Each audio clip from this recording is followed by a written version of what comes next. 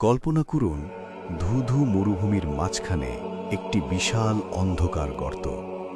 গর্তের গভীরতা এতই বেশি যে সূর্যের আলো এর তলদেশে পৌঁছাতে পারে না। গর্তের ভেতর থেকে ভেসে আসে পচা লাশের তীব্র দুর্গন্ধ। স্থানীয়দের বিশ্বাস, এই গর্তের কাছে গেলে আর কেউ ফিরে আসে না। কোনো পাখি এর উপর দিয়ে উড়ে গেলে তাকেও নাকি কোনো অজানা কোনো শক্তি টেনে ভেতরে নিয়ে যায়। শত শত বছর ধরে ইয়েমেনের মানুষ বিশ্বাস করে আসছে এটি কোনো সাধারণ গর্ত নয়, এটি হলো জিনদের কারাগার।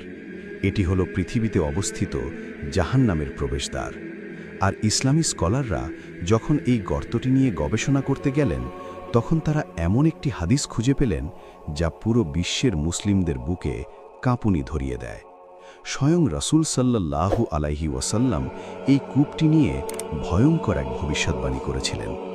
কিন্তু কি আছে এই নিকষ কালো অন্ধকারের নিচে? কেন হাজার বছর ধরে কেউ এর ভেতরে ঢোকার সাহস পায়নি?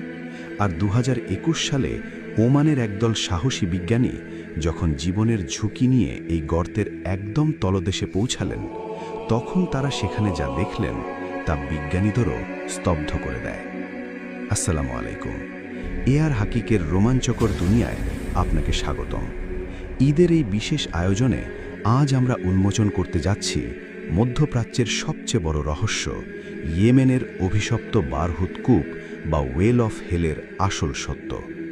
ভিডিওটি শেষ পর্যন্ত দেখুন, কারণ আজকের এই তথ্যগুলো আপনার রাতের ঘুম হারাম করে দেওয়ার জন্য যথেষ্ট।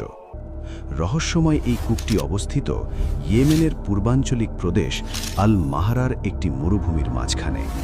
মাটি থেকে এর প্রস্থ প্রায় 100 ফুট, আর গভীরতা, সেটা পরিমাপ করা যেন এক অসম্ভব ব্যাপার ছিল।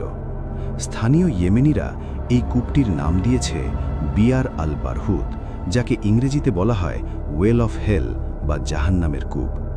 যুগ যুগ ধরে এই এলাকার মানুষ বিশ্বাস করে আসছে যে হাজার হাজার বছর আগে অবাধ্য এবং শয়তান জিনদের বন্দী করার জন্য এই কূপটি খনন করা হয়েছিল। এখানকার মানুষ এই কূপের ধারে কাছেও যায় না।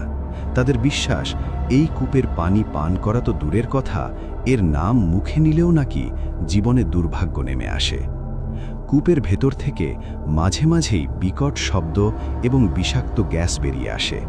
এই গন্ধ এতই তীব্র যে এর কাছে বেশিক্ষণ দাঁড়ালে মানুষ জ্ঞান হারিয়ে ফেলে। কিন্তু এগুলো কি শুধুই মানুষের অন্ধবিশ্বাস, নাকি এর পেছনে লুকিয়ে আছে কোরআন হাদিসের কোনো গভীর সত্য?